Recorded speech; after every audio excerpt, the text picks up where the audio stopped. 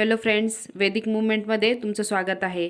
आज आहे जागतिक महिला दिन म्हणजेच इंटरनॅशनल वुमन्स डे.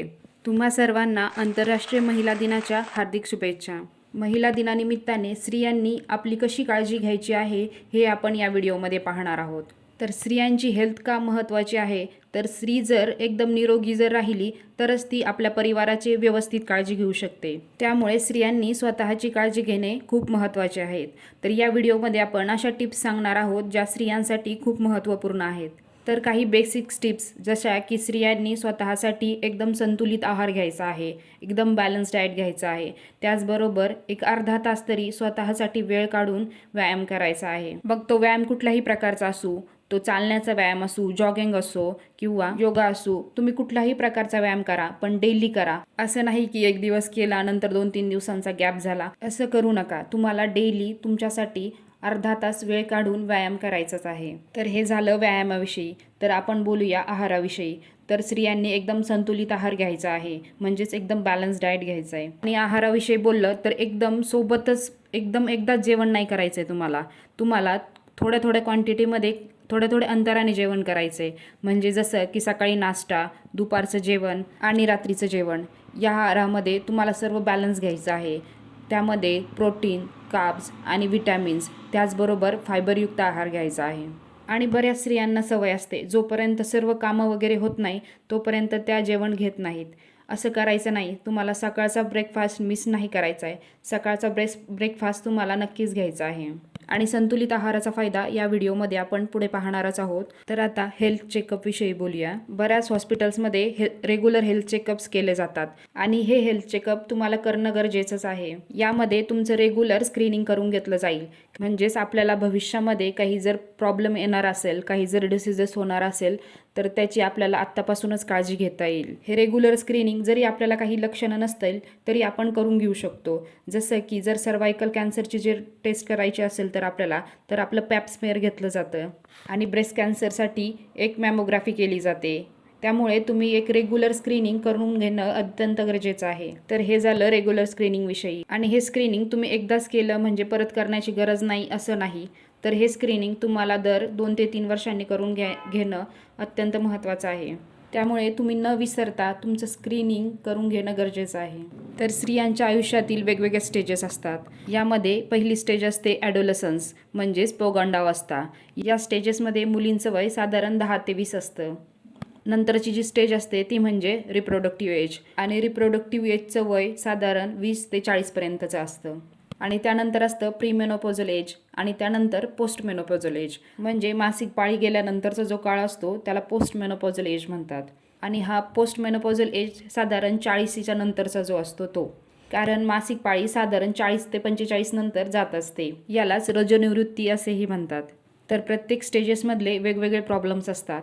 या स्टेजेसला तुम्हाला निग्लेक्ट न करता तुम्हाला त्यांच्याकडे व्यवस्थित लक्ष द्यायचं आहे. म्हणजे जसे की ॲडोलसन्समध्ये प्युबर्टी येत असते, म्हणजेच पाळी येण्याआधीचे जे लक्षणं असतात ते सुरुवात होत असते आणि त्यावेळेला मुली एकदम लहानच असतात.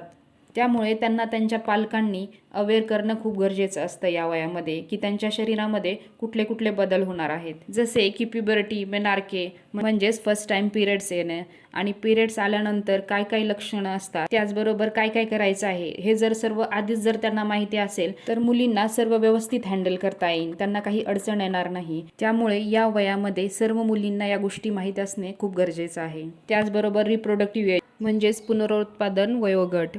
रिप्रोडक्टिव्ह एजचे काही प्रॉब्लेम असतात तर ते जसे की पीसीओडी हा आजार आजकाल खूप कॉमनली पाहिला जातो. तर हा आजार फक्त रिप्रोडक्टिव्ह एजमध्ये म्हणजेच 20 ते 40मध्येच फक्त कॉमन नाही, तर हा आजार ॲडोलसन्समध्येही पाहिला जातो. आणि हा आजार होण्याचे महत्त्वाचं कारण म्हणजे मॉडर्न लाईफस्टाईल. या लाईफस्टाईलमुळे खूप कॉमनली PCOD किंवा PCOSचे पेशंट असतात. कारण की आजकाल जंक फूड खाण्याचं खूप प्रमाण वाढलं आहे. या डायटरी चेंजेसमुळं, त्याचबरोबर एकदम कमीत कमी एक्झरसाईज, यामुळे हा आजार होतो. त्यामुळे या गोष्टींची सर्वात जास्त काळजी घ्यायची आहे. आहार जर व्यवस्थित ठेवला, तुमचे एक्झरसाईज जर व्यवस्थित ठेवलं तर हा आजार होण्याची एकदम कमीत कमी शक्यता असते. आणि PCODमध्ये किंवा PCOSमध्ये ओव्हरीजमध्ये छोट्या छोट्या सिस्ट तयार होतात आणि त्यामुळे इरेग्युलर पिरियड्स राहतात, म्हणजे पाळी एकदम अनियमित असते. त्याचबरोबर अजूनही काही लक्षणं असतात, जशी अचानक वजन वाढणे, असे अनेक लक्षणं असतात. असे जर काही लक्षणं असतील तर तुम्हाला तुमच्या डॉक्टरांकडून कन्सल्ट करायचं आहे, म्हणजेच तुम्हाला या गोष्टींचा इलाज लवकरात लवकर करता येईल. आणि बेसिकली या आजाराचं सर्वात महत्त्वाचा इलाज आहे की तुमचं डाएट किंवा आहार, कारण की हा आजार डाएटरी मॉडिफिकेशनमुळं आणि एक्झरसाइज मॉडिफिकेशनमुळे होतो.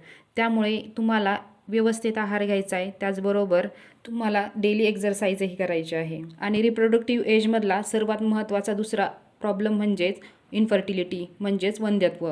आणि ह्याचे कारण लाईफस्टाईल मॉडिफिकेशन आहे, कारण आता खूप उशिरा लग्न होतात, त्याचबरोबर प्रेग्नन्सीही खूप उशिरा ठेवतात स्त्रिया. हे एक कारण आहे इन्फर्टिलिटीचं, म्हणजेच वंध्यत्वाचं. वंध्यत्वाची अनेक कारणं असतात, याबद्दल आपण नेक्स्ट व्हिडिओमध्ये बोलणारच आहोत. तर रिप्रोडक्टिव्ह एजमध्ये अजून काही प्रॉब्लेम्स असतात, जसे की मेनोरेजिया, म्हणजेच पाळीमध्ये अति रक्तस्राव होतो. त्याचे कारण फायब्रॉईड किंवा ॲडिनोमा असेही असू शकतात. त्यामुळे या गोष्टींकडे दुर्लक्ष करू नका. तुम्हाला खूप हेवी ब्लिडिंग, म्हणजे खूप रक्तस्राव होत असेल पिरियड्समध्ये, त्याचबरोबर पाळी अनियमित असेल तर तुम्ही तुमच्या डॉक्टरांकडे कन्सल्ट नक्की करून घ्या. त्याचबरोबर अजून काही प्रॉब्लेम्स असतात, ते म्हणजेच मेनोपॉझल एजमधले, म्हणजेच रजोनिवृत्तीच्या वयामधले.